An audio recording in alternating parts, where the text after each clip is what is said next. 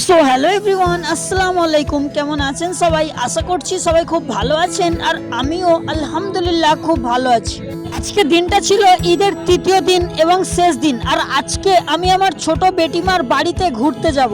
আর আমার ছোট বেটিমার বাড়ি কোথায় সেটা জানতে হলে আপনাদের পুরো মিনি ব্লগটা দেখতে হবে।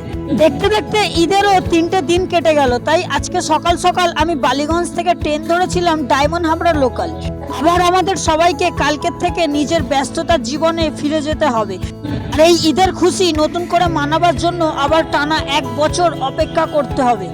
আর আমার বেটিমার বাড়ি হচ্ছে মগরাহাটের আগের স্টেশন বাহিরপুয়া। অর্থাৎ আপনি যদি আমার ছোট বেটিমার বাড়ি যেতে চান তাহলে বালিগঞ্জ স্টেশন থেকে ডায়মন্ড হাবড়া লোকাল ট্রেন ধরতে হবে, আর নামতে হবে মগরাহাট স্টেশনের আগের স্টেশন বাহিরপুয়া স্টেশন।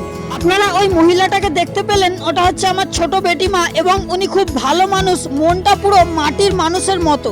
তো বন্ধুরা, আপনাদের উদ্দেশ্যে আমি একটা সত্যি কথা বলতে চাই। দেখুন, আমার একটু গ্রামগঞ্জে ঘুরতে যেতে খুব বেশি ভালো লাগে। আপনারা যে চায়ের দোকানটা দেখতে পাচ্ছেন, এই চায়ের দোকানটা হচ্ছে আমার নিজের জামাইবাবুর চায়ের দোকান, আর এখানে আমার জন্য চা এবং বিস্কুট সবসময় ফ্রি। আমার জামাইবাবুর চায়ের দোকানের লোকেশনটা হলো বাহিরপুয়া স্টেশনের ঠিক টিকিট কাউন্টারের নিচে। আর আমি এখন সংগ্রামপুর পার করে গ্রামের হাওয়া খেতে খেতে, অর্থাৎ গ্রামের ভিউ নিতে, ফাইনালি আমি এখন পৌঁছে গেছি ডায়মন্ড হাবড়া স্টেশন।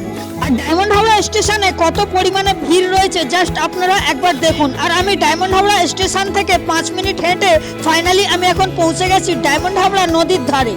আর এখানে এসে সত্যি কথা বলতে আমার অনেক ভালো লাগছে। এখানে প্রচণ্ড পরিমাণে ভিড় রয়েছে।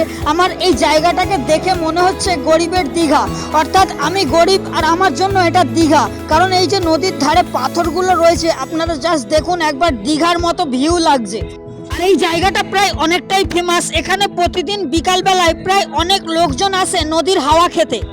এই জায়গাটাকে দেখে আমার একটা জায়গার কথা মনে পড়লো। মুম্বাইতে মারিন ড্রাইভ বলে একটা জায়গা আছে, নদীর ধারে এরকমই পাথর ফেলা রয়েছে। আপনারা কি কোনোদিন ডায়মন্ড হাবড়া নদীর ধারে গিয়েছেন? তাহলে কমেন্ট করে আমাকে একবার জানিয়ে দিন।